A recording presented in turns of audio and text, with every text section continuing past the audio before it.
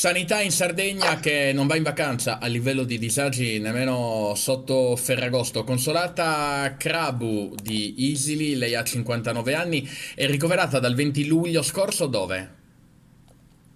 All'oncologico, al settimo piano al CTM o al centro trapianti. Lei ha dovuto fare che cosa?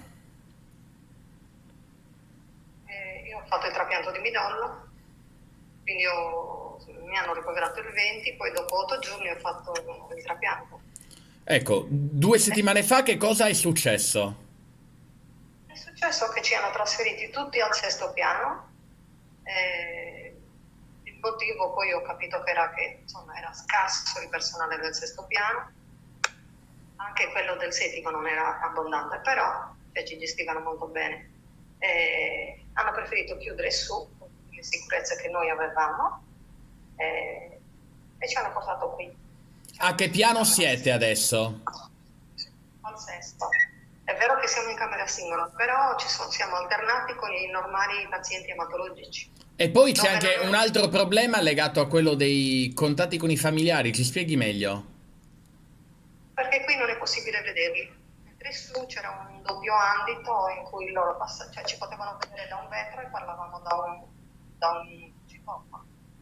Mentre qui, da quando siamo qui, nessuno è potuto entrare, cioè non abbiamo potuto vedere più i nostri cadenti. Lei da quanto tempo non vede fisicamente i suoi parenti? Queste 2 settimane. Lei sa quando dovrà essere dimessa? Non c'è data precisa, potrei stare qui anche un altro mese, non lo so, perché non sono fissi i tempi, non ci sono scadenze predefinite, potrebbe essere 30, potrebbe essere 40, potrebbe essere anche 50 giorni in totale. E Dipende un ovviamente attimino c'è dalle. un senso in lei di tristezza nel non poter vedere fisicamente i propri cari. Beh, certo che è un disagio, anche se magari potevo vederli dal vetro sé, però insomma ci vedevamo, ci parlavamo. Adesso sì, è vero che ci sono i telefoni, però non è tutto. Ci sono altre criticità al sesto piano in ematologia?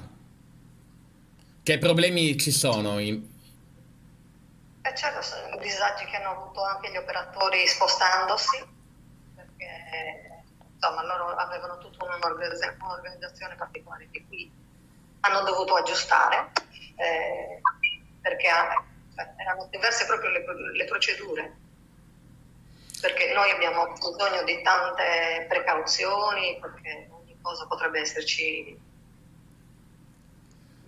insomma. C'è anche in ultimo un problema legato alla vostra e alla sua igiene personale, cioè Spesso e volentieri i rubinetti non scendono con l'acqua col contagocce, l'acqua scende col contagocce.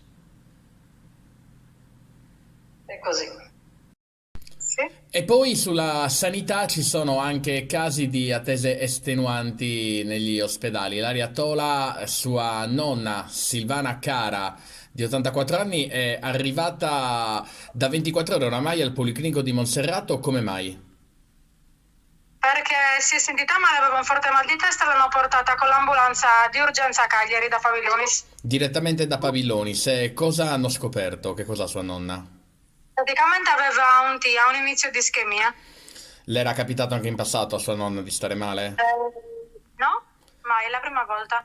Prima volta arrivata e 24 ore di attesa lì al pronto soccorso, i medici vi hanno detto come mai No, è ancora in corsia e stanno aspettando che si liberi una stanza. e vi hanno spiegato, Addirittura gli hanno proposto di andare via visto che adesso lei si sente meglio. hanno spiegato a sua nonna oppure a voi parenti come mai non sono riusciti a trovarle uno spazio in tempi rapidi? No, mia nonna mi ha solo riferito che non c'è una stanza, quindi che deve rimanere lì. Ed è buttata nella barella senza muoversi e senza niente.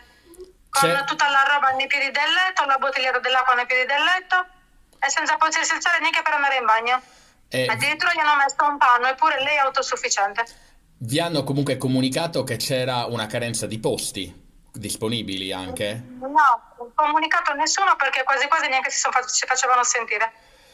Ovviamente 24 ore in attesa di pronto soccorso è, diciamo, dura da sopportare più che altro perché si sta sempre sopra la barella. Sì, sì, è lì da sola come un cane, buttata nella barella, Lei da, aspettando che si liberi una stanza. lei da nipote è preoccupata? Molto, sì, perché non siamo cani e non siamo bestie.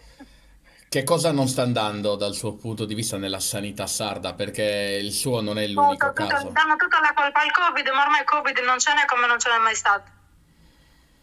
Quindi cosa bisognerebbe fare? Almeno fare entrare a noi parenti, invece no, non ci fanno neanche entrare. La scusa è che c'è il Covid, almeno a sopportare un pochino la persona anziana che comunque ha bisogno.